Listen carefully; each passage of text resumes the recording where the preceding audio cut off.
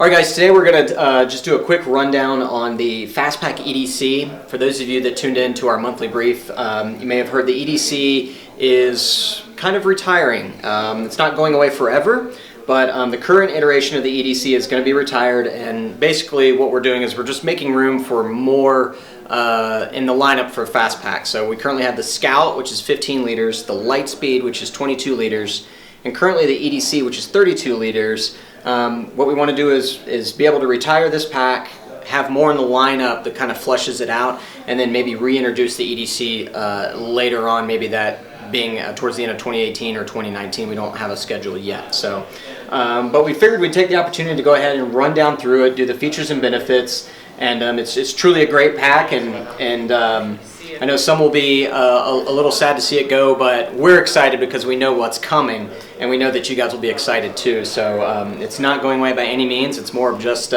retiring it to make the lineup a little bit more robust and help us have a full Lightspeed, or excuse me, Fast Pack lineup that you guys will enjoy. So without further ado, let's go into it. The EDC is 32 liters. It's a 1000D Cordura. It has PALS matrix webbing all throughout, so it's very similar to the Lightspeed and most of our fast packs. The camo versions are 500D Cordura, not 1000. So we're just going to start at the top on the front and go all the way down, and then kind of go inside and around the bag, just going over features and benefits. Ships to you with the transporter tail included, and just like all the other transporter tails we've ever had, you can completely remove it if you wish, or fold it down to deploy it to hold longer items such as rifle, trekking poles, collecting wood if you were out in the wilderness or whatnot. If you want to completely have the bag slick of the transporter tail and the buckles, you can simply just run those compression straps out through the common loops on both sides, the left and right, and run the bag completely slick, as you will. It's not slick because you can't remove the PALS matrix, but you can run the compression straps off, the transporter tail off, if you so wish. There's one front admin panel, very similar to all of our other Fast Pack line. So you're going to have compartments for field notes, pens, flashlights, etc. Pocket goes down to about here, so you can drop in some larger items, but nothing too big like a tablet or anything like that, unless you have a small Kindle or something that could fit at about that capacity there. Go around to the side. Both sides are exactly the same. You're going to have two pockets. You're going to have one main front pocket that you're going to see here, and that's, for all intents and purposes, a water bottle pocket. It'll take a 32-ounce Nalgene. It'll take the clean canteens that we sell, the 16-ounce clean canteens. Running behind that pocket is another one that we refer to as the flashlight cave. So if you run the pack inverted, you'll see that zipper there, and that is a compartment that goes all the way up the full length of that water bottle pocket you can see here, and that is what we refer to as the flashlight cave. If you reach up in there, on both sides there's a D-ring hanging from the top, so you can use dummy cord or 550 cord or a type of retention lanyard to have a flashlight, pen, keys, whatever you see fit, whatever you use, so you can quickly deploy it while it's on your back, pull your item out, use it, let it go, and it would cinch back up. Or for those of you that travel a lot, it's a great place to put your wallet or your passport or something of that nature as you're passing through the airport really fast. It's just a quick little way to tuck it up. The zippers are concealable, so when you zip that shut, you can tuck the zipper up in that flap right there. So you can, it's not very apparent that is an actual pouch. So again, that's on both the left and right side. Moving up to the top of the pack, you're going to have the same 550 cord matrix that is currently on the Lightspeed and, of course, the EDC.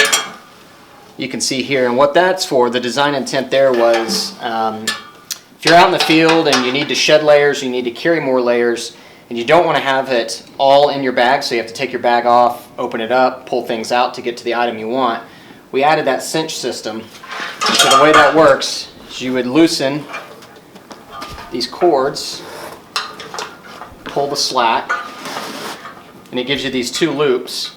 So you'd be able to roll up your hoodie or your jacket, your layer, Folks have used it for rope. If you're approaching a crag for a climb, you can slide that through, and then you would simply pull that webbing down on both sides, and they would tighten down on whatever that item is, and then you would simply just cinch it tight, tuck the excess cordage, and you're good to go.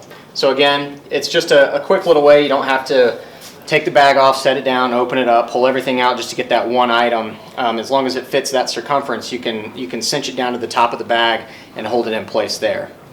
Moving around to the back compartment of the bag, it is a roll top compartment.